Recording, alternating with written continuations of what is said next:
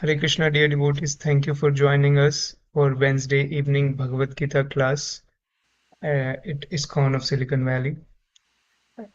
My name is Kautukarnava Das. We'll start with singing Jai Radha Madhav, and then we'll have Mangalacharan prayers.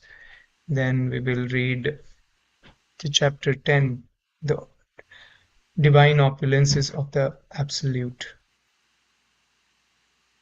Jaya Radha Madhava Kunja Bihari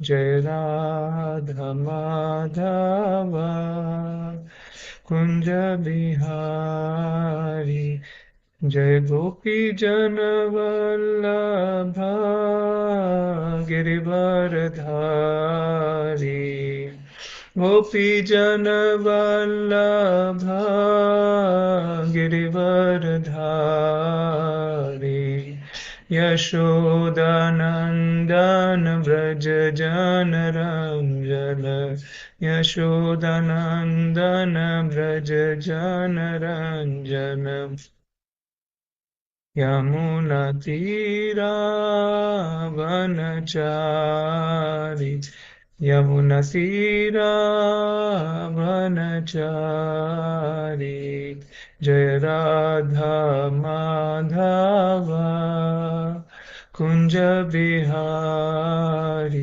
Jaya Radha Madhava Kunja Bihari Hare Krishna, Krishna Krishna, Hare Hare, Hare Rama, Hare Rama, Rama Rama, Hare Hare. Hare Krishna, Hare Krishna, Krishna Krishna, Hare Hare, Hare Rama, Hare Rama, Rama Rama, Hare Hare.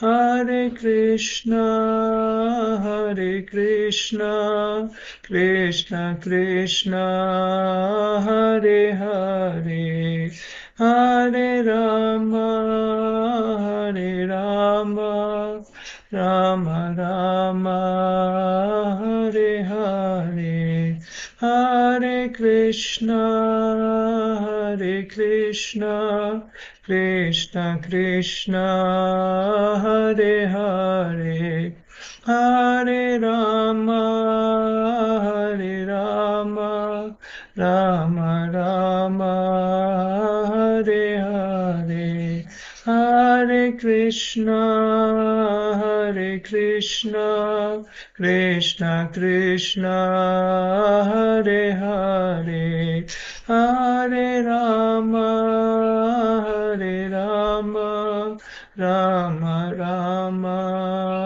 Hare Hare, Hare Krishna, Hare Krishna, Krishna Krishna, Hare Hare, Hare Rama, Hare Rama, Rama Rama, Hare Hare.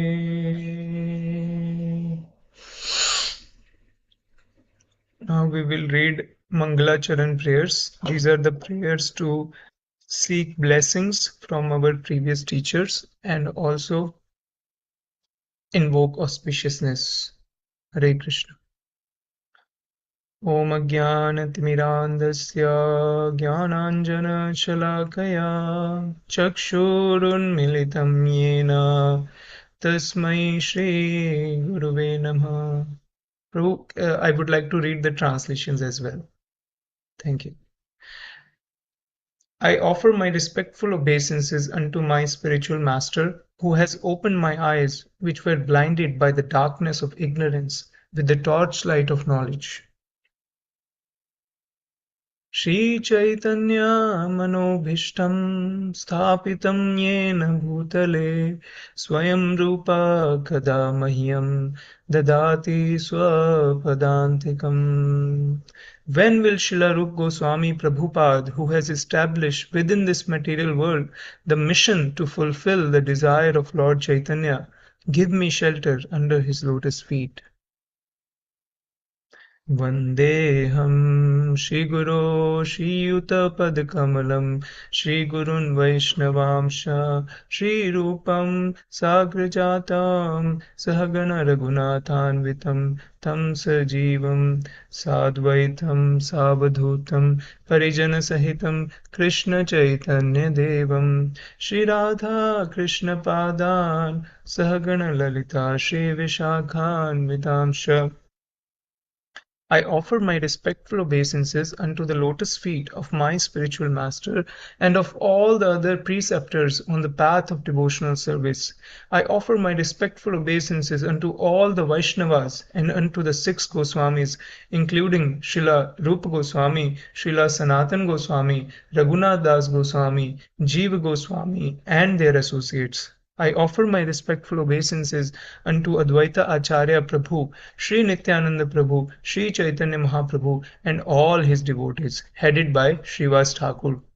I then offer my respectful obeisances unto the lotus feet of Lord Krishna, Srimati Radharani, and all the gopis headed by Lalita and Vishakha.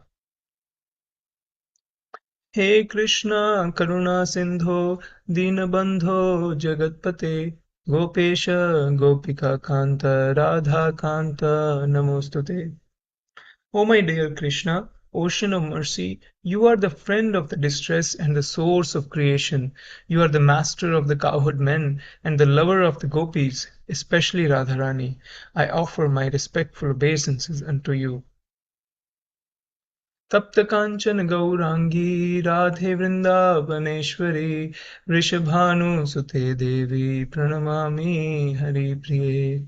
I offer my respects to Radharani, whose bodily complexion is like molten gold and who is the queen of Vrindavan. You are the daughter of King Vrishabhanu and you are very dear to Lord Krishna. वाञ्छाकल्पतरुभ्यश्च कृपा सिन्धुभ्य एव च पतितानां पावनेभ्यो वैष्णवेभ्यो namo namah. I offer my respectful obeisances unto all the Vaishnava devotees of the Lord. They are just like desire trees who can fulfill the desires of everyone, and they are full of compassion for the fallen conditioned souls. जय श्री कृष्ण चैतन्य प्रभु नित्यानंद श्री अद्वैत गदाधर श्रीवासादि गौर भक्त वृंद. I offer my obeisances to Sri Krishna Chaitanya, Sri Nityananda Prabhu, Sri Advaita, Gadadhar, Srivas, and all others in the line of devotion. Hare Krishna, Krishna Krishna, Hare Hare, Hare Rama, Rama Rama, Hare Hare. Thank you, Ashramada Prabhu, for hosting and this call and sharing the slides. I'm very grateful for your association. Thank you, Keshav Prabhu, for joining online on Zoom and any other devotees who are tuning in via other social medias. Today we are going to discuss chapter 10, the divine opulences of the Absolute. I'm going to use the slides prepared by His Grace Radhesham Prabhu. He explains very nicely about the different opulences that Krishna has explained in chapter 10 of Bhagavad Gita. Devotional service is all about hearing and chanting. Shravanam Kirtanam. We hear about Krishna and then we glorify Krishna. That is the mainstay of devotional service. So we will read chapter 10. Let me share. We will read chapter 10 translations and then we will go to the slides prepared by His Grace Radhesham Prabhu so nicely for all of us. Share screen. Yes. Are you able to see my screen?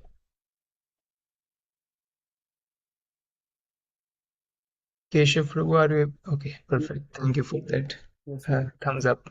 It helps a lot. Okay, so we will read chapter 10, The Opulence of the Absolute. The Supreme Personality of Godhead said, Listen again, O mighty armed Arjuna, because you are my dear friend. For your benefit, I shall speak to you further, giving knowledge that is better than what I have already explained. So we know that in chapter 7, Krishna has explained about how he has pervaded in this material world and how there are inferior energy, bhumi, apo, analo, vayu, kham, earth, water, fire, air, ether, and then mind, intelligence, and ego, that are his separated energies.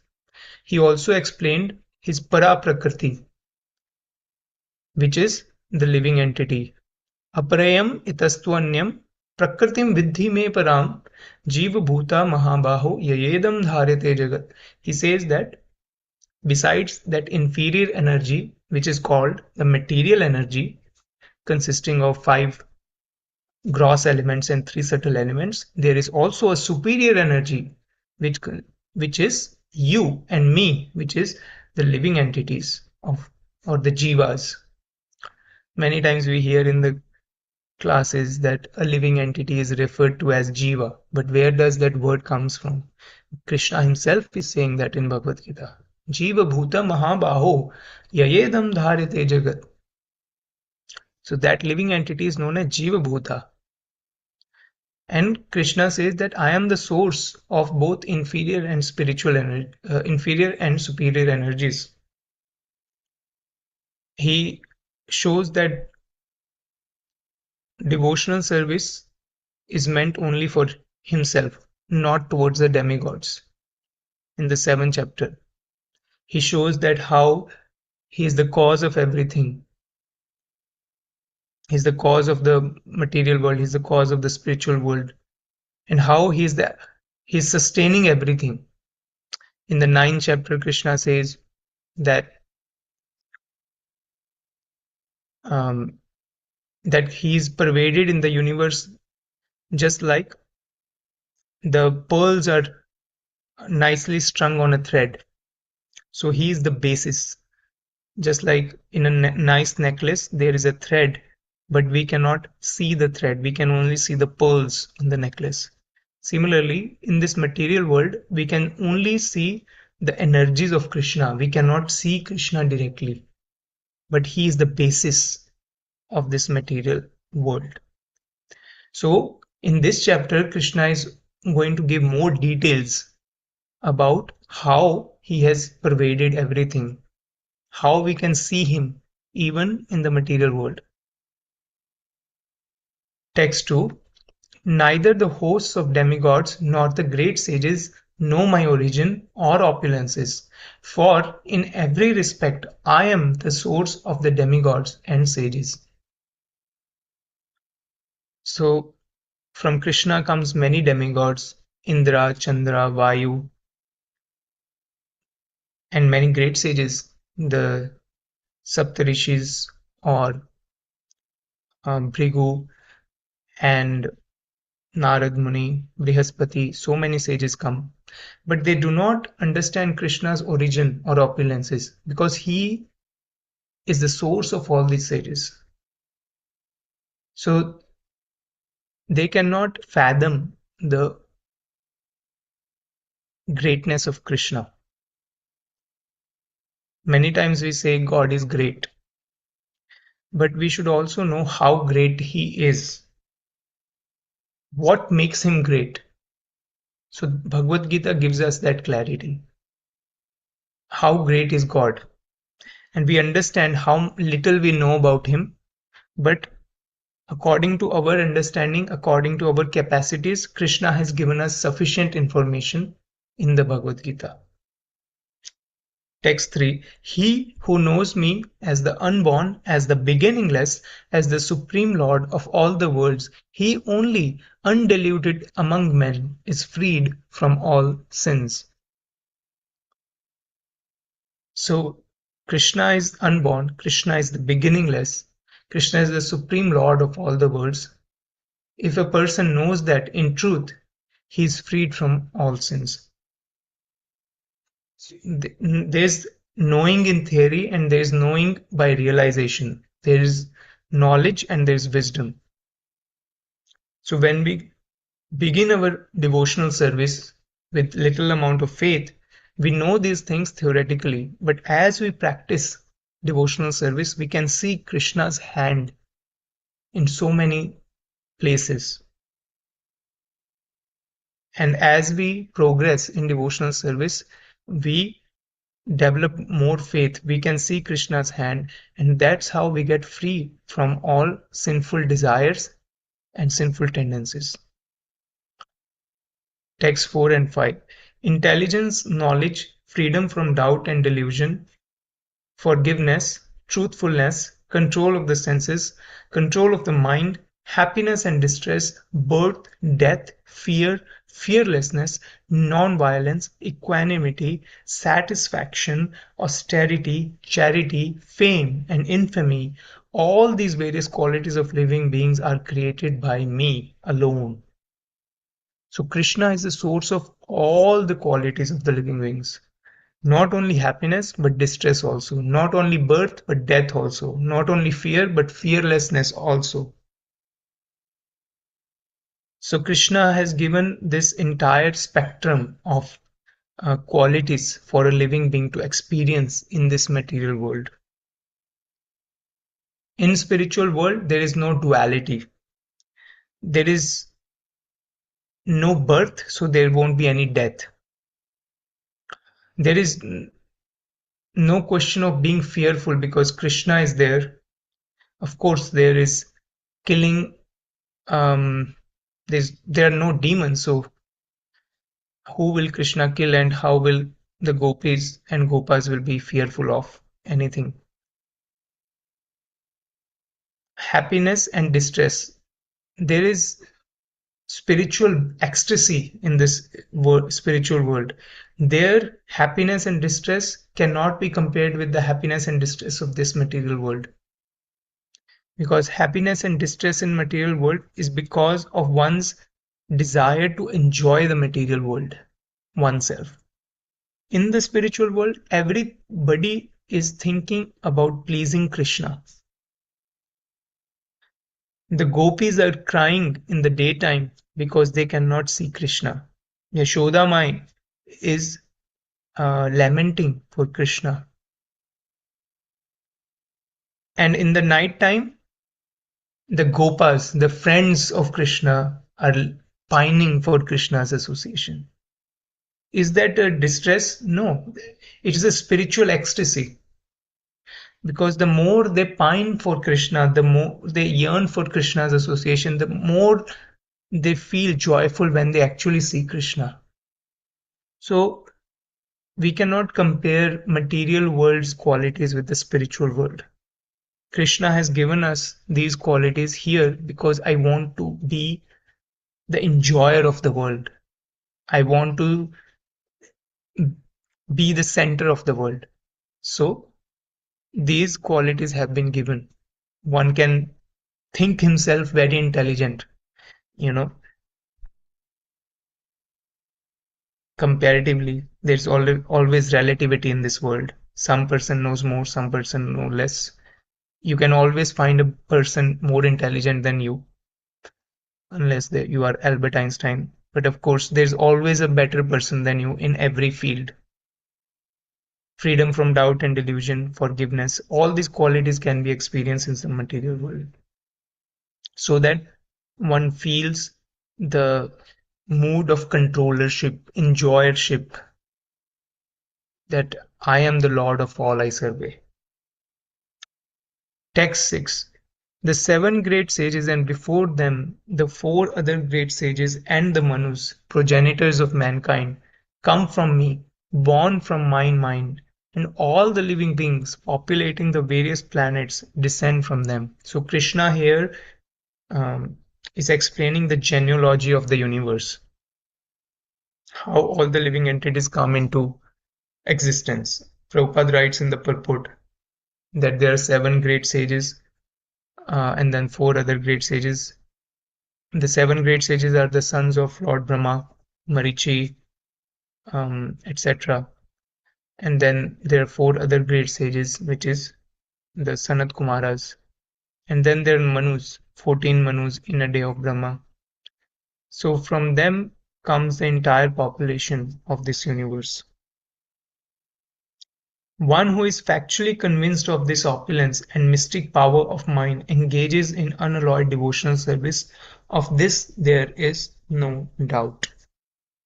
So Krishna is saying, if one is factually convinced of this opulence and mystic power, then one will automatically engage in pure devotional service. Of this there is no doubt. So as we were saying earlier, devotional service begins with a little faith. I can have little faith, so I can have some devotional service. As we progress in devotional service, we get more realizations, and then we get free of our doubts. Doubts are compared to demons. Because of the doubt, we cannot completely surrender ourselves to Krishna. So as long as I'm holding back in my surrender to Krishna, my devotional service is impure. There can be tendency to enjoy the material world. There can be a tendency to um, self or self um, aggrandizement, to show oneself better than others. And for people who belong to me, I, me, and mine, I see them as my people and I see others as enemies. So those things are there as long as we have doubts about Krishna. We have a doubt that Krishna is the source of everything and every living entity is part and parcel of Krishna. Such a person cannot have the understanding of I, me, and mine. He sees the whole world is a family of Krishna. Bahunam janmanam ante ज्ञानवान माम प्रपद्यते Vasudev sarvam iti sa mahatma sudurlabha. After many births, only people of knowledge surrender unto Krishna. Vasudev Sarvamiti, they see everything belongs to Krishna, all the living entities belong to Krishna. Sa Mahatma Sudurlabha, such a great soul is very, very rare. So, pure devotional service is rarely achieved. Text 8. So, from 8 to 11, it is known as Chatur Shloki Bhagavad Gita. These four verses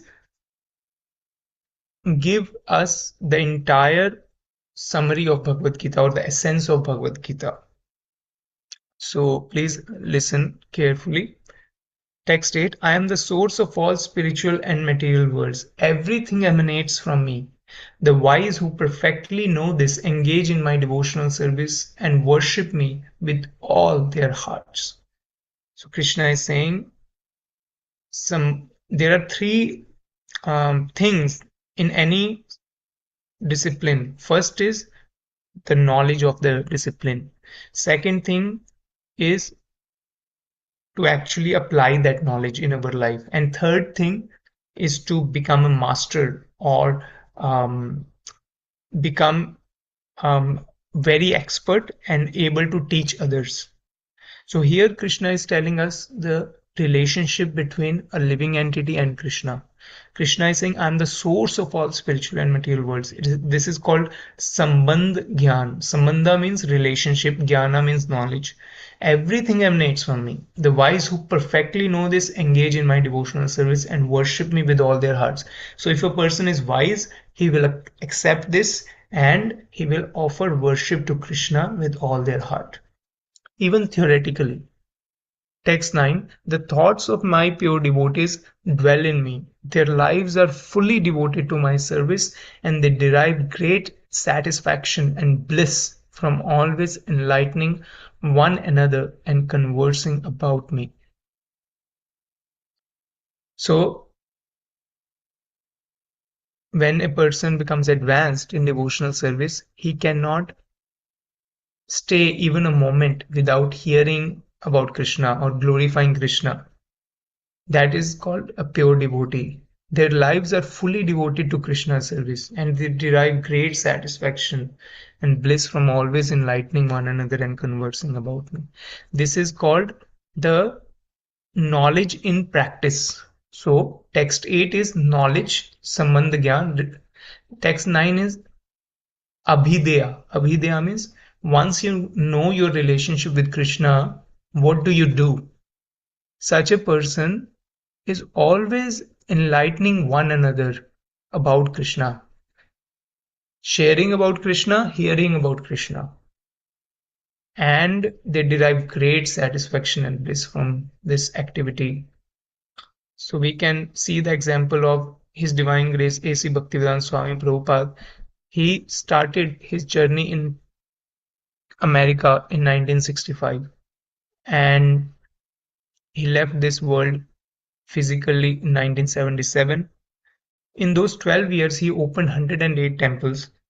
He gave thousands of Bhagavatam classes and he spoke with so many dignitaries. He translated more than 80 volumes of books. He guided his disciples so that he could create this worldwide movement. He even cooked and served at so many times and occasions. So all this, he was always purely glorifying Krishna, enlightening others about Krishna, and he was fully satisfied in that. Not even a single moment was wasted for Srila Prabhupada. Avyartha kalatvam. That is the quality of an advanced devotee. He doesn't like to waste even a single moment. He wants to utilize every moment of his life in glorifying Krishna or hearing about Krishna. When Srila Prabhupada would have his um, personal time for rejuvenation, he would sing bhajans and he would also read from his own books. Somebody asked Prabhupada, Prabhupada, you wrote these books. Why are you reading them? Prabhupada was reading from Krishna book. And Srila Prabhupada said, I have not read. I have not written them. Krishna has dictated them to me and I have simply written. So I also read my books. So whatever books Srila Prabhupada has given, it is not interpretation or it is not a speculation of the author. Srila Prabhupada has received them from Krishna through Guru Parampara and the Acharyas and he has given them as it is. So that's why the Acharyas themselves they derive new meanings by reading those books. Because Bhagavad Gita and Srimad Bhagavatam or any transcendental knowledge, it's alive. It's never stagnant. We can always get more and more realizations from reading those books again and again. Text 10. To those who are constantly devoted to serving me with love, I give the understanding by which they can come to me. Now, this is Krishna's reciprocation. Once a person engages oneself in offering devotional service, how does Krishna reciprocate? Those people who are constantly devoted to serving me with love, I give the understanding by which they can come to me. Srila Prabhupada in the purport says this is called Buddhi Yoga. Intelligence. Krishna gives the intelligence by which a person can come closer to Krishna. Text 11. To show them special mercy, I, dwelling in their hearts, destroy with the shining lamp of knowledge the darkness born of ignorance. Somebody may say, oh, yes, Krishna may give intelligence, but what if a person is not literate? He doesn't know any, he doesn't go through any education systems. How will he understand what Krishna wants to say? So It is said here that he destroys the shining lamp of he destroys the ignorance with the shining lamp of knowledge.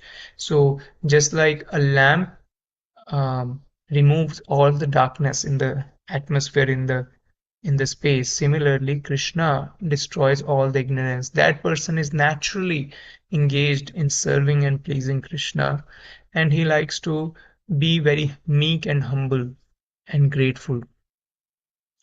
So these are the four essential verses of Bhagavad Gita 8 through 11. After hearing this, Arjuna becomes completely satisfied and convinced about Krishna's supremacy as a supreme personality of Godhead. So we'll read about Arjuna's response. Arjuna said, "You are the supreme personality of Godhead, the ultimate abode, the purest, the absolute truth. You are the eternal, transcendental, original person, the unborn, the greatest. All the great sages such as Narada, Asita, Devala, and Vyasa confirm this truth about you, and now you yourself are declaring it to me." So Arjuna is accepting the supreme personality of Godhead um, uh, as Krishna, the ultimate abode, the purest. Krishna, anybody who hears about Krishna, he becomes pure. What to speak of seeing Krishna, touching Krishna, serving Krishna? Just hearing about Krishna makes one pure. When we go out for book distribution, we request everybody, could you wish me Hare Krishna? The person may take a book or may not take a book, but we request them, could you wish me Hare Krishna? It it means good luck for us. So many people chant Hare Krishna. So simply by chanting Krishna's names, one can become purified. What to speak of reading the books about Krishna, coming to the temple, becoming a devotee. So here Arjuna is saying, it's not that only me, only I accept you as the Supreme Personality of Godhead. Actually, all the great sages such as Narada, Asita, Devla, and Vyasadeva confirm this truth about you. So I am not doing this just to flatter you, or because you are my friend, I want to show this to the world. Actually, many sages have said this, and now you yourself has declared it to me. So I'm convinced. Text 14. O Krishna, I totally accept as truth all that you have told me. Neither the demigods nor the demons, O Lord, can understand your personality. Text 15. Indeed, you alone know yourself by your own internal potency. O Supreme Person, origin of all, Lord of all beings, God of gods, Lord of the universe. Here you can see how enthusiastic Arjuna is in glorifying Krishna, because he can see Krishna in truth. He's calling him by so many different titles. He's the supreme person, he's the origin of everything, he's the lord of all beings, he is the god of even the demigods, he's the lord of the universe. So all the entities that we see around us, be they living entities, be they demigods or the universe, Krishna is the source of all of them. Please tell me in detail of your divine opulences by which you pervade all these worlds. So somebody may ask why Arjuna is asking this question. Why is Arjuna asking, please tell me in detail of your divine opulences by which you pervade all these worlds? He has already accepted Krishna as the Supreme Personality of Godhead. Why does he want to know more? I would like to open this question to the audience, whether on Zoom or online. If you like to share, why would Arjuna ask this question at this point? You can either type or unmute yourself.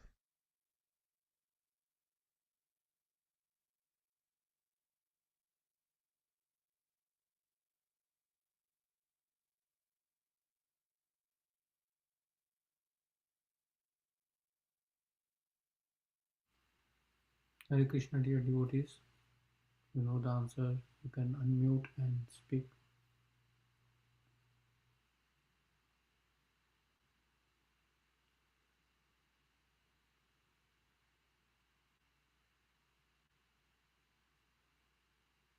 So, Prabhu, I think Arjuna is asking this question because I think in the eighth chapter, Krishna is saying that before leaving the world, if you remember me, then you will reach me.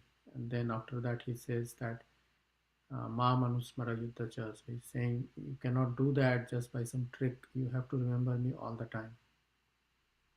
So I think that is why Arjuna is asking that, how can I constantly think of you in this world? Thank you, bro. That's so relevant. That makes so much difference. Yes, exactly. That's one of the answers. There are many answers for this question, but this is definitely one of the answers that Krishna explained in chapter 8. तस्मात् सर्वेषु कालेषु माम् अनुस्मरयुध्य च मयि अर्पित मनोबुद्धिर माम् एवश्यसि असंशया. He says that, therefore, O Arjuna, you should always remember me while you are doing your duty of fighting. In this way, when you offer your intelligence to me, then you will come to me without any doubt. So that's true. That's one reason why Arjuna is asking. Any other reasons that one may think?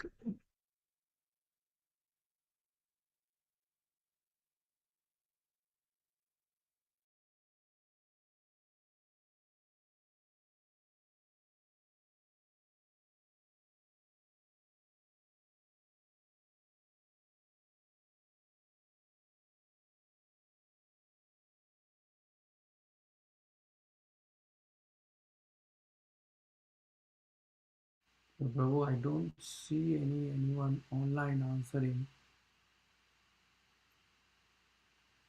Okay, I will share the slide deck now. Share. So we are using the slide deck prepared by His Grace Radhesham Prabhu. Yeah. Are you able to see the screen? Yes, Prabhu. Okay. So only Arjuna is requesting to hear more about Krishna's glories. So the reason is Arjuna is asking on behalf of common people, and also people in general and impersonalists in particular concern themselves mainly with the all-pervading nature of the Supreme. So one reason is that Arjuna is asking for his own self. Second reason is that Arjuna is asking on behalf of common people. So Radhesham Prabhu gives this example that we cannot see anything unless we have been blessed by Krishna. For example, even to see our own hand, we might have 20/20 vision, but unless there is light, I cannot see my own hand. I am so much dependent upon the light to see my own hand. What to speak of seeing Krishna, who is not matter, he is spirit. So unless one is blessed by Krishna or by a supreme power, if you don't accept Krishna as the supreme personality of Godhead, one cannot even see one's own hand. That is our limited nature. Now, in order to see Krishna, one has to have spiritual eyes, spiritual vision. And because we are spiritual beings, we are soul, we can definitely see Krishna, we can experience Krishna. However, my mind right now is covered by the darkness of ignorance. So I cannot perceive Krishna in my life because of the modes of ignorance, passion. So Arjuna is asking on behalf of common people, is there anything which they can see in the world which they can appreciate as coming from the Supreme? Um, Many times we go in the book distribution, people say, oh, the universe connected me today. The universe has given me a good space to live. So they do not accept a supreme authority, but they accept an impersonal power which is controlling the world. People say, oh, I am not religious, I am spiritual. What does that mean? They do not want themselves to be affiliated with a particular group of religion. Otherwise, they feel too constrained, or they have to justify a particular group of people. They have to defend a particular group of people. They don't want to do that. They want to stay neutral. At the same time, because they are sober, they appreciate an order in the society. They appreciate that the sun is rising at the same time, the moon is rising at the same time, sun is setting at the same time. Um, there's an order to the society. There are seasons, there's a water cycle, there is oxygen for us to breathe. So there is a certain order in the society. There has to be some higher power which is making all these things work. So they call themselves spiritualists. How will they appreciate Krishna? So Krishna says, Samoham sarvabhuteshu na me dveshosti na priya. I am equal to everybody. Nobody is dear to me, or I am not enemy to anyone. Nobody is my enemy, nobody is my dear friend. So that means Krishna should be accessible even to an impersonalist or a spiritualist, so called spiritualist. So Krishna is making himself accessible. In any system of knowledge, especially transcendental knowledge, there has to be two attributes. I heard this from His Grace Vaisheshika Maharaj class. He quoted His Grace Radhika Raman Prabhu. He said, in any system of transcendental knowledge, there has to be two attributes. One is it has to be sublime. Transcendental knowledge means it cannot be on the material platform. It has to be sublime. It has to be appreciated uh, by experience, by um, uh,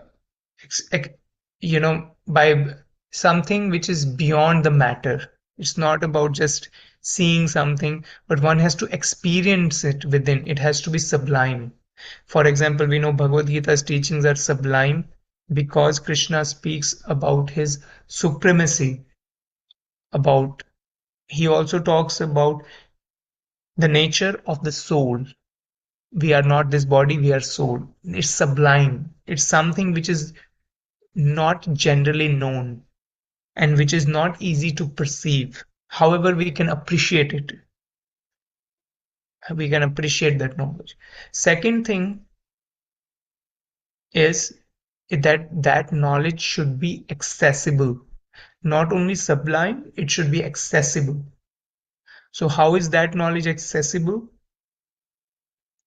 We know while we are sleeping in the night, our body is not working. But we have dreams, we go to a certain place, we have some experiences in the morning. So there has to be something beyond the body. We have so many case studies for near death experiences where a person who is about to die, he sees himself, he sees his own body, and he comes back to his body, or out of body experiences. So we understand this knowledge is accessible to us. Similarly, how is Krishna accessible to people? That is through his divine opulences, which are available in the material world to observe. So there are the different reasons. A devotee can appreciate the entire world as Krishna's energy, and a non devotee who is sober minded, he can appreciate that order. as coming from the higher spiritual realm without accepting Krishna's authority. So these are the different reasons how and why Arjuna asked this question. Okay, we will go to the next one. In um, stop share again. So chapter 17. Oh, sorry, I'm sorry. Chapter 10, text 17. O Krishna, O Supreme Mystic, how shall I constantly think of you, and how shall I know you? In what various forms are you to be remembered, O Supreme Personality of Godhead? Excuse me. So we can see in this slides, hearing increases Krishna's remembrance. So Krishna is being addressed here as Yogin. He is the master of Yogamaya energy by which he is covered and uncovered to the common man. So when a person appreciates this knowledge and applies this wisdom in one's life, then Krishna removes the curtain of Yogamaya. In chapter 15, it is said, Krishna uh, says, Sarvasya chaham hridhi sannivishto matta smritir jnanam apohanam cha. Krishna says, I am sitting in everybody's heart, and from me come remembrance, forgetfulness, sarvasya chaham hridhi sannivishta matta smritir jnanam apohanam cha. So from me comes remembrance, knowledge, and forgetfulness. So Krishna, because a person is sincere, he will be given the knowledge to understand Krishna. He will be given that spiritual vision to appreciate Krishna. On the other hand, a person who is insincere, who doesn't want to accept Krishna's authority, for that person, Krishna will give forgetfulness. So, in this particular case, Arjuna is asking Krishna, how can I observe you in the matter, in physical representations? Text 18. Please describe in detail the mystic power of your opulences. I am never satiated in hearing about you, for the more I hear, the more I want to taste the nectar of your words. So, this is called a pure devotee. He is always feeling blissful by hearing about Krishna. He's not satiated. Material world, we have satiation. If we eat and something that we like, for example, gulab jamun or any particular sweet, we can eat one, two, three, four, five, and then, sorry, I cannot take any more because there is satiation. There is no satisfaction. The mind always wants more, but there is a satiation. On the other hand, in spiritual world,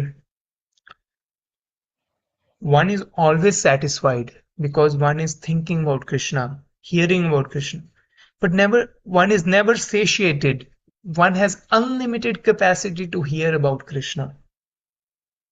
We see that in the example of Srimad Bhagavatam when Parikshit Maharaj is listening from Shukdev Goswami about how Krishna has created the material world, how Krishna comes to protect his devotees, how Krishna appears in different avatars, how Krishna's different devotees worship Krishna, how they are steady in their devotional service amidst all the adversities in life. And Parikshit Maharaj, he's fasting. He's fasting from eating, from drinking. But his enthusiasm to hear about Krishna is only increasing. In 10th canto, which is towards the end of Srimad Bhagavatam, there is a particular story of killing of Aghasura, one of the demons. He was a python demon. So Krishna killed him at the age of 5. And Parikshit Maharaj, after narrating that oh, excuse me, Shukdev Goswami, after narrating that pastimes, he says that after 1 year, the people in Vrindavan they got to know about the killing of Aghasur, and then he was going to narrate the next story. But Parikshit Maharaj was so attentive. He said, "Wait, wait, wait, wait! How come the inhabitants of Vrindavan got to know about this after 1 year? Why did the boys wait for 1 year to tell this pastime to the Vrindavan Vasis?" Because Krishna's friends were there. They were killed by Aghasura, and Krishna killed Aghasura, and he also revived his boyfriends. It's natural when they go back home, they will tell their parents about the killing of Aghasura. Why did they wait for 1 year to tell this pastime to their parents? So Parikshit Maharaj is so attentive, even though he's fasting from water, from food. So that is called spiritual knowledge. It's ever fresh, and it's always, the bliss is always increasing. Another place in Srimad Bhagavatam is Shaunak Rishi is inquiring about Krishna from Suta Goswami. They also say that we are never satiated in hearing about Krishna. Please keep narrating about Krishna. As Ashray Madhav Prabhu said, so that is the first reason and the primary reason, internal reason, but there is an external reason because a devotee wants to benefit others as well. So, yeah, this is the next section, text 19 to 42. We will try to cover as much as we can. We have around half an hour. We'll try to cover. So in this section, Krishna describes the most prominent among his limitless, all-pervading opulences. He names his opulences and then explains that these opulences simply indicate a fraction of his glory, because he pervades and supports the entire universe with a mere fragment of his total potency. So Lord Krishna says, Lord Krishna agrees to describe these opulences, but Krishna is unlimited. It is not possible to explain him.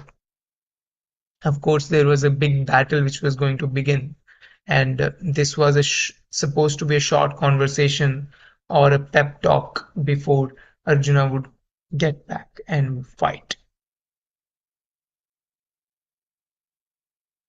And from text 20 onwards, Krishna is explaining how one can observe him in the best of the places in the world.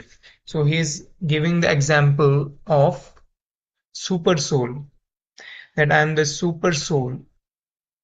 Aham Atma Gudakesha. Sarva Bhutashaya Sthita. There are yogis who are always meditating in the mountains. What are they meditating on? They are meditating on the super soul, and Krishna is the super soul. Krishna says, Aham Adishcha Madhyam Cha Bhutanam Ante Eva Cha. He is the beginning, the middle, and the end of all beings. So Prabhupada in the purport, he explains about different expansions of Krishna. For example, um, Karanodakshayi Vishnu, Shirodakshayi Vishnu, Garbhodakshayi Vishnu. Krishna expands as Balaram, and from Balaram, after a few more expansions, comes Karanodakshayi Vishnu, who is lying on the causal ocean, and from his breathing out comes so many bubbles from every pore of his body, his transcendental body, and every bubble is a universe in itself. And in the bubble, Krishna or Shirodakshayi, excuse me, Karanodakshayi Vishnu, he expands and he goes as Garbhodakshayi. Garbhodakshayi ocean. So Krishna enters every universe and he fills it up, and then he lies there on Anantashesh with goddess of fortune Lakshmi, who is massaging his feet. And then from his navel sprouts the lotus on which Lord Brahma takes birth. And then Brahma does the creation as a secondary creator. And then Krishna expands himself as Kshirodaksha Vishnu. So there's a planet in this material universe. It's called Shir Sagar, or the Milk Ocean, where Lord resides as Kshirodaksha Vishnu, and who is the super soul of the universe, of that particular universe. So he also enters in every living entity and atom. So Krishna is present in every living entity. He's accompanying us. He's also present in every atom. We see that all the atoms of the same nature, they behave exactly the same. For example, if we take some um, zinc, the zinc will always act the same. Or if we take water, the properties of water are the same. Water always likes to be in the liquid state. If it is in solid state, it will try to come to the liquid state naturally. So there are some certain characteristics of every element or every atom. Who is creating that uniformity in the matter? That is coming because Krishna is present in every atom. And how is every living entity being um, taking birth and death? Why? Because Krishna is sitting next to the living entity, and he's giving a proper body according to the karma of that living entity in that lifetime. He's enthusing everybody to act. So Krishna is the beginning of the creation, he's the middle of the creation, and when there's annihilation, that is also Krishna. Of the Adityas, I am Vishnu. So Prabhupada writes in the purport that Diti and Aditi are the two wives of Kashyap Muni. The sons of Diti are called Daityas, the sons of Aditi are called Adityas. And Adityas are devotees of Lord Vishnu. And one of them is Lord Vishnu himself. So Krishna represents Vishnu. He's the best among all. Of lights, I am the radiant sun. There is nothing more radiant than the sun. When the sun is out, we can't we can't even actually stare at the sun. He's so radiant.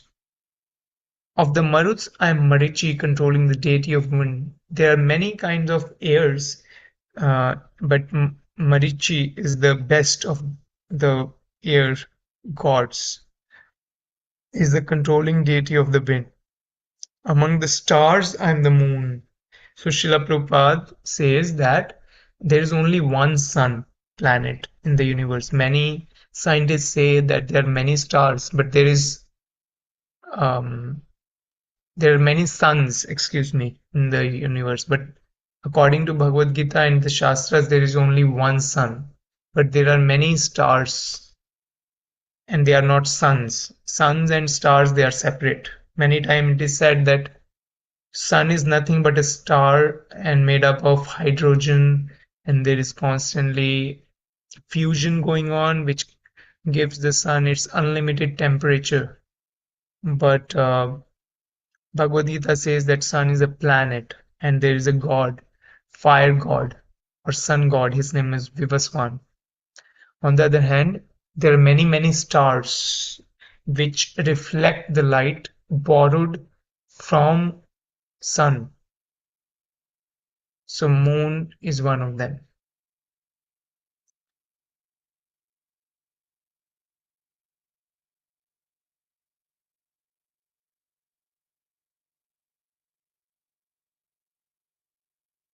I would like to pause here for a few minutes if anybody has any questions or comments or reflections from what we discussed until now.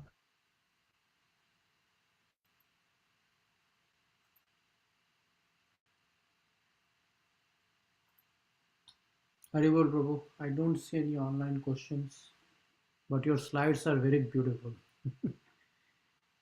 to Took a lot of time to put those slides. Very beautiful, very artistic. Thank you so much, Ashrimada Prabhu. The credit goes to His Grace Radhesham Prabhu. Oh, okay, okay. Yes, I'm using his slide deck. But you He, appreciated that, right? yeah, So that's how he, you take the credit. yeah. So these are the slide deck from Gita Amrit Bindu. He has given a series of classes on Bhagavad Gita, 108 classes covering all the 18 chapters, Hmm. and this is one of them, Gita Amrit Bindu. So Gita Amrit So Vidhu is a channel which Radhasam Prabhu kind of, it's a Radhasam Prabhu's channel or? it's a playlist. He has a YouTube channel called Radhesham Das Devotional Videos. Uh-huh. So if you just search on YouTube for Gitamrit Bindu, it will give you a playlist. Radhesham Ah, Das, okay, Gitamrit Bindu, it will give you a playlist which okay. has all that. It's available in English as well as Hindi. Of course, you can also go to his website radheshamdas.com and Hmm. search for the material. Okay, So this slide deck is available in the material. You can search on the search bar. okay. Thank you. Prabhu. Yeah. So let me share the screen again. And Krishna says in text 22, of the demigods, I am Indra, the king of heaven. So Krishna is the best among every category. And uh, of all the demigods we know, the king of the demigods is Indra. So he represents Krishna. Many times Indra does silly things. We know that he even wanted to fight against Krishna. Um, he was defeated. For example, he wanted to kill all the residents of Vrindavan by sending huge hailstorms and lots of water. And Krishna, in order to relieve Indra from his false pride, he lifted the Govardhan hill on his left pinky, like an elephant lifts a flower or lotus without any endeavor. It's so simple. So in that way, Krishna relieved Indra of his pride, and Indra offered prayers to Lord Krishna. Even after that, when Krishna went to um, kill Narkasur, he actually did that to bring back the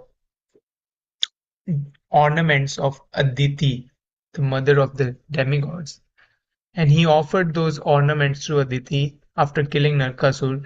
And Satyabhama, who is the wife of Krishna, she wanted a parijat tree from Swarglok, from the heavens. And Krishna just picked up that tree and he started going on Garuda with Satyabhama and the parijat tree back to Dwarka. And this same Indra who was chastised by Krishna or whose pride was crushed by Krishna, Indra who offered prayers to Krishna, he again tried to fight against Krishna. So there is ignorance amongst even the demigods, what to speak of ordinary living entities, because they have so much opulence in the spirit, in the material world, even in the heavenly planets. They have so much opulence that they forget about their inferior position, about their subordination to Krishna. And still, Krishna appreciates their service. So, Krishna has assigned that post to Indra. So, he understands that people are not able to um, live up to that standard, and but he does not undermine them. He gives them their due credit because it's a responsible post, being the king of heaven. Of the Vedas, I am the Samved. So there are Rig Ved, there's Atharvaved, there is Yajurved, there is Samved. So they give us different mantras for glorifying the Lord or for performing fire sacrifices. Rigved is written in a prose form, but Samved is very musical. You can sing it. That's why Krishna says that I am the Samved of the four Vedas. Of the senses, I am the mind. So somebody may say mind is not a sense, but actually mind is the sixth sense. There is seeing, there is smelling, there is listening, there is touching, there is tasting, and the mind is the center of all the senses. So Krishna says in chapter 15 of the Bhagavad Gita, Mamaivamsho jiva loke jiva bhuta sanatana mana shasthani indriyani prakriti sthani karshati. All these living entities are my part and parcel. They are my eternal fragmental particles. Mana shasthani indriyani. There are six kind of senses centered around the mind. Mind is the center of all these senses. Prakriti sthani karshati, and that living entity is struggling very hard with the material nature because all these senses they want to enjoy the material nature, and mind is the main culprit which makes us um, attached to the sense objects. So that's why Krishna represents the mind of all the senses. In living beings, I am the living force, consciousness. So if if somebody is not living, we won't call him um, a living being or a human or entity. Um, the, the life has to be there. Otherwise, this table is dead matter because it cannot move, it cannot reproduce, it cannot grow. The symbols of life in something is that it comes into existence, it grows, it stays for some time, it produces some byproducts, and it dwindles and it vanishes. That is the signs of life. So Krishna is that living force. If Krishna is not there, then nobody can act in this world. So this is how we can see Krishna all around us. Text 23, of all the Rudras I am Lord Shiva. There are many Rudras that came from the anger of Lord Brahma. Lord Brahma wanted his four sons, the Sanat Kumaras, to beget progeny so that he could fill the entire universe with population. But the four Kumaras, they chose to remain lifelong celibates because they did not want to entangle themselves with family life. When the four Kumaras did not follow the order of Lord Brahma, then Lord Brahma became a little angry, and from his anger came these Rudras. Rudras means anger, ferocious. And out of all these Rudras, Lord Shiva is the most strongest. Of course, he's the devotee of the Supreme Lord Krishna, but at the same time, he's the supermost amongst all the Rudras. When the whole world has to come to an end, then Rudra is the demigod, or Lord Shiva is the demigod, which annihilates and recycles everything back into the material nature. So he's very powerful. He's easy to be pleased and easy to become angry as well. Of the Yakshas and Rakshasas, I am the Lord of Wealth, Kubera. So, Krishna does not exclude Yakshas and Rakshasas. So, he is present even amongst Yakshas, Rakshasas. So, these are the categories that Krishna is presenting here, but there are many other categories which Krishna does not present.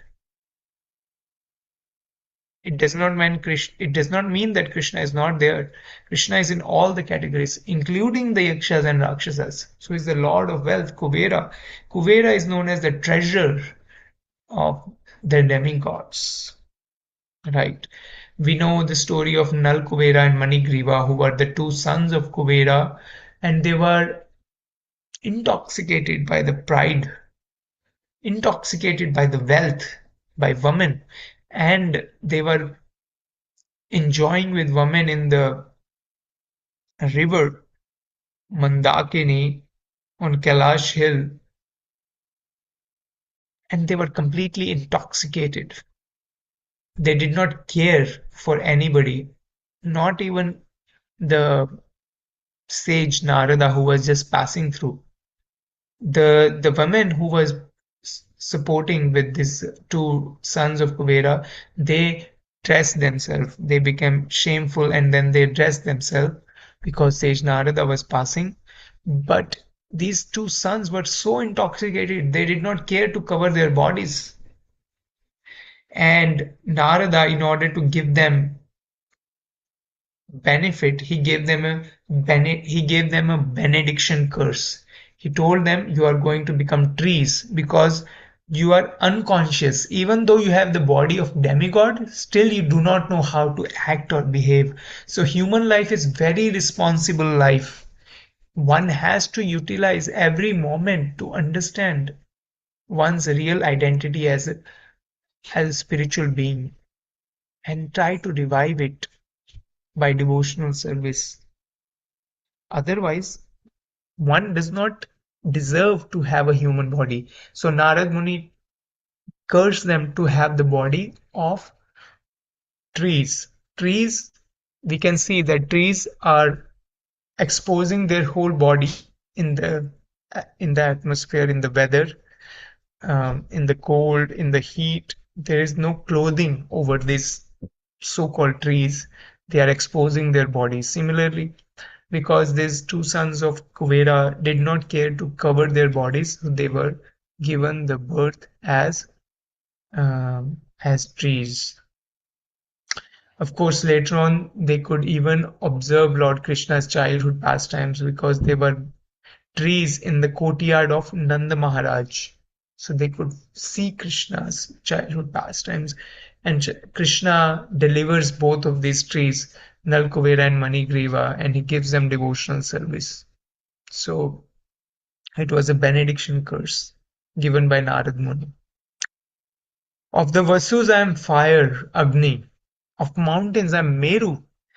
So Meru is the center of the universe. It's a mountain made up of gold. And Himalaya is present in Bharatvarsha. We know during the churning of the Milk Ocean, this Mount Meru was used as a churning rod. It was kept on the back of Lord Kurma, and then all the demigods and demons were trying to rotate it like a churning rod. So, of the mountains, he's Meru. Krishna is Meru. Of the priests, O Arjuna, know me to be the chief Brihaspati. So, because Indra is the best of the demigods, so his priest is the best of the priests. His name is Brihaspati, and so represents Krishna. Of generals, I am Kartikeya. So Kartikeya is the son of Mother Parvati and Lord Shiva. He's the commander in chief of the demigods. So he is the best of the generals. He's known as, and so represents Krishna. Of bodies of water, I am the ocean. There are so many bodies of water. We discuss about longest rivers. We talk about the biggest rivers, but there is no one like ocean. Ocean is huge and it's deep and it has so much life in it. There are so many different living entities we can never fathom how many living entities live in the water.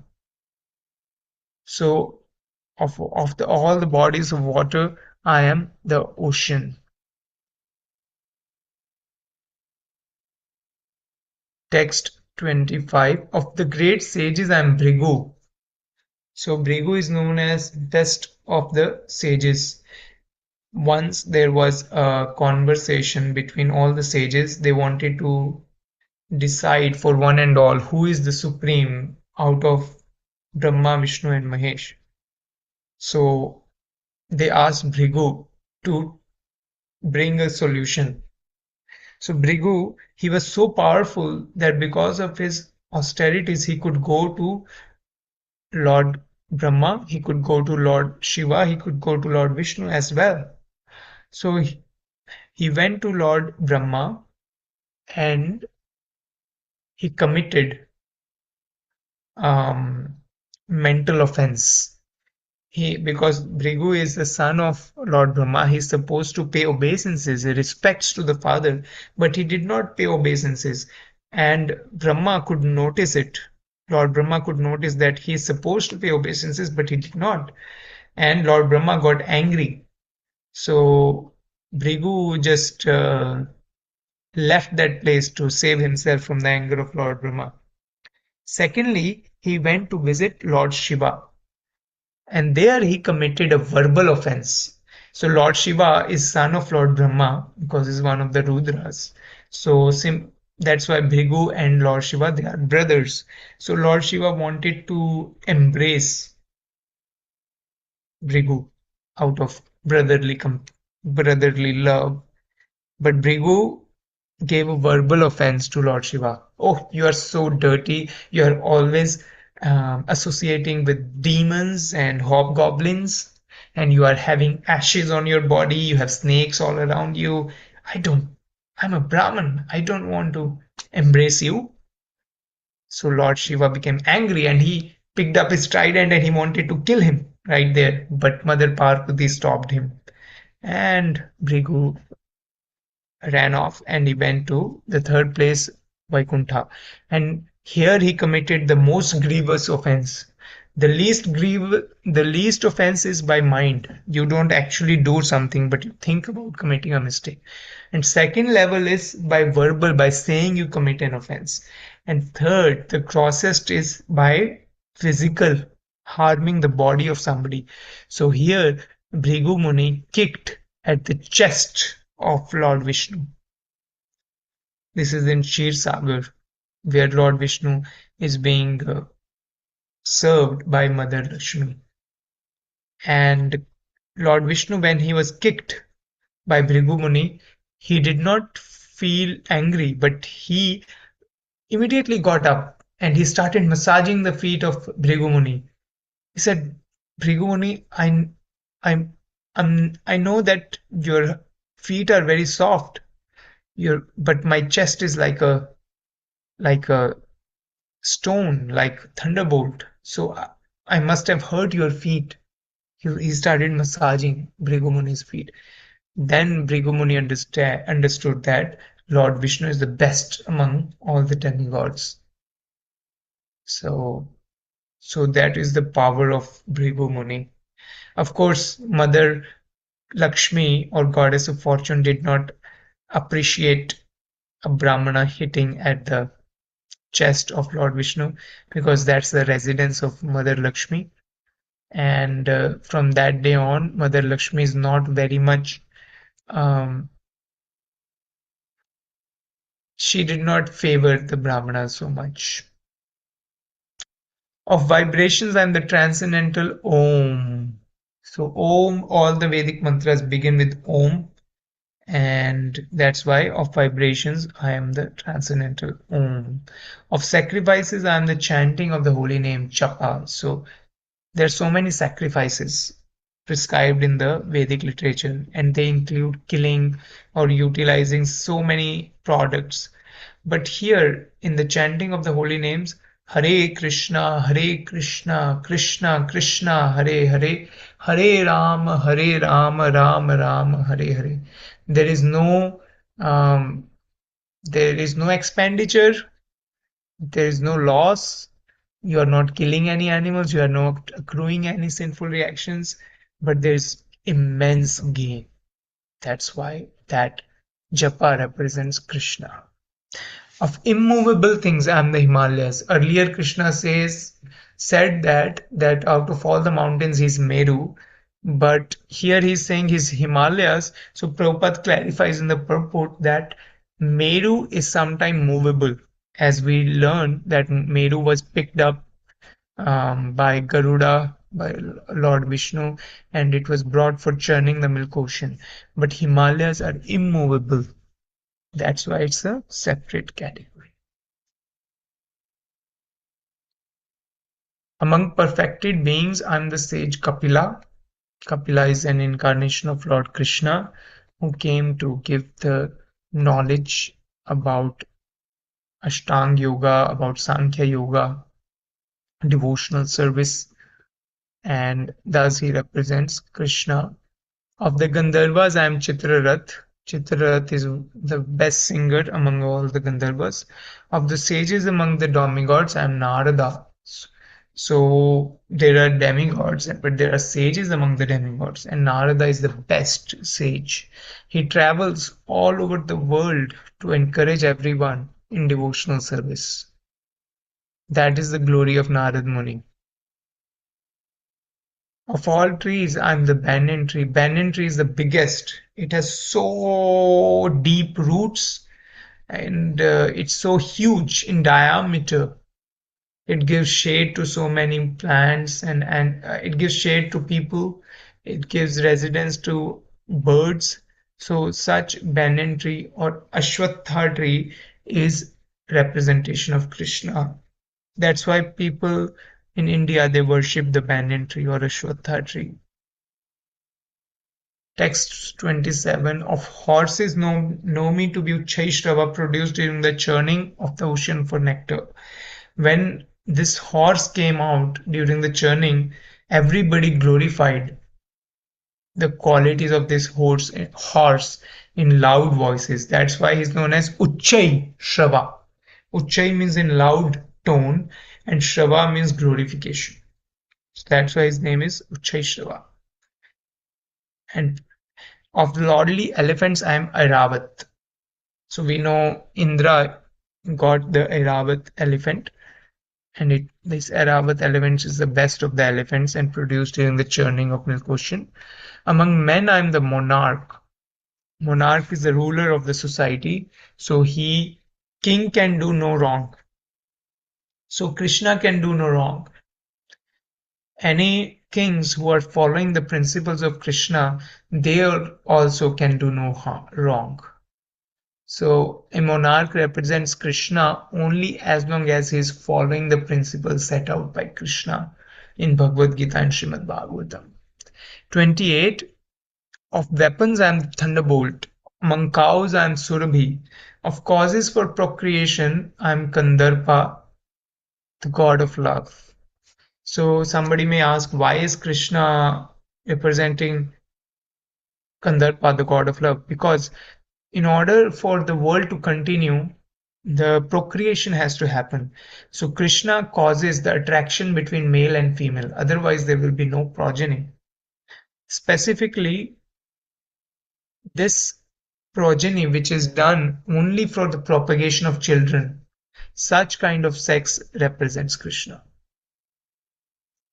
The sex which is done only for sense gratification, under the modes of passion and ignorance, under contraceptive methods, that does not represent Krishna.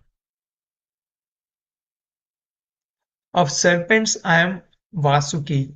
So Vasuki was the churning rope around. Oh, I'm sorry. The mountain was not Meru. I'm sorry. It was Mandara mountain, which was used for as a churning rod in Milk Ocean.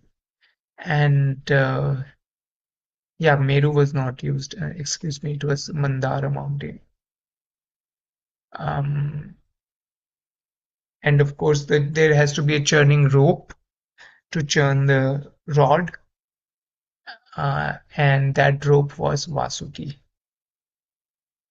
Text 29. Of departed ancestors I am Arema, among the aquatics I am the demigod Varuna, of the many hooded Nagas I am Ananta, among the dispensers of law I am Yama, the lord of death. 30. Among the Daitya demons I am the devoted Prahlad, among beasts I am the lion, among birds I am Garuda. 31. Of the fishes I am the shark, of the wielders of weapons I am Ram, of purifiers I am the wind, of flowing rivers I am the Ganges. 32. Among logicians I am the conclusive truth, of all sciences I am the spiritual science of the self, of all creations I am the beginning and the end and also the middle, O Arjuna. I am also inexhaustible time. Among compound words I am the dual compound, of letters I am the letter A, of creators I am Brahma. I am the generating principle of all that is yet to be. I am all devouring death. Among women, I am fame, fortune, fine speech, memory, intelligence, steadfastness, and patience.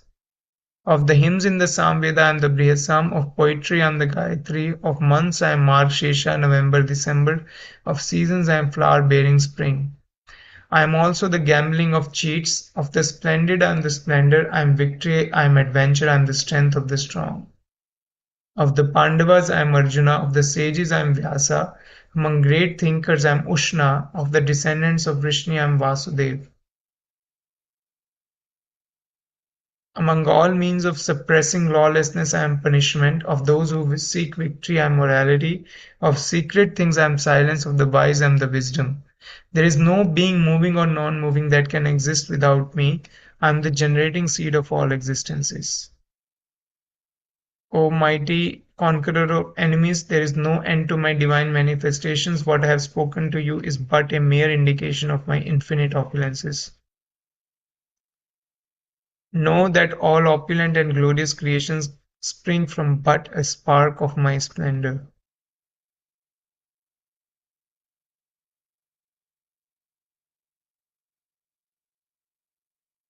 Yeah. And text 42. Uh, Krishna pervades the entire universe just with a fraction of himself. Krishna supports and pervades the entire universe with a mere fragment of himself. So he is Asamurdhava, origin of everyone born, and no one is greater than or equal to him. So if one considers Krishna equal to demigods, one immediately becomes an atheist or Pashandi. Hare Krishna, Krishna Krishna, Hare Hare, Hare Ram, Ram Ram, Hare Hare. Thank you, dear devotees, for your patient listening. We have 1 minute. If anybody has any question or reflection, we can take them now.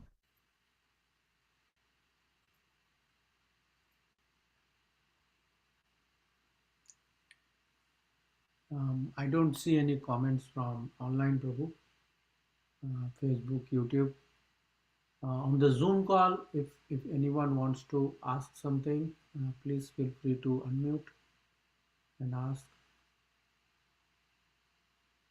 But I would like to say that, Prabhu, I think you are on mute, Prabhu, if you are speaking Hare Krishna, something. sorry, Prabhu. I was reading a text message from Keshav Prabhu. Okay, please go ahead. Yeah, Keshav Prabhu says, thank you so much for Krishna Katha. It was very insightful. I learned a lot of new things, especially in Bhagavad Gita 10:25 when you were narrating the story of Brigu. Thank you so much, Keshav Prabhu, for joining and giving your valuable time. I really appreciate it. Okay, so we can stop here, Prabhu. Yes, it is 8:30. We will stop. Again, the not only the slides were good, but your enthusiasm was great. Thank you, Prabhu. Delivery and enthusiasm was very great, excellent. Mercy of Thank, Krishna thank and you. Guru Maharaj. Yes, thank you. So, वाञ्छाकल्पतरुभ्यश्च कृपा कृपा सिन्धुभ्येव सिन्धुभ्येव च च पतितानां पावनेभ्यो पावनेभ्यो वैष्णवेभ्यो वैष्णवेभ्यो नमो नमो नमः नमः। अनंत कोटि वैष्णव वृंद की जय जय शिल प्रभुपाद शिल की करुणा प्रभु की जय जय, शिल इस प्रभुपाद की आश्रय जय। माधव प्रभु की जय शिल प्रभुपाद की जय All the Vaishnav devotees, God of Bhakta Vrinda ki jai. Thank जय you, dear devotees. Thank you for taking time from your busy lives and joining this online only Bhagavad Gita Wednesday session from ISKCON of Silicon Valley. We do have sessions on Saturday morning and Sunday evening at our temple in 1965 Latham Street, Mountain View. Please do come and join us in listening to lectures, kirtan, and nice prasadam. Hare Krishna. Now we'll close the session.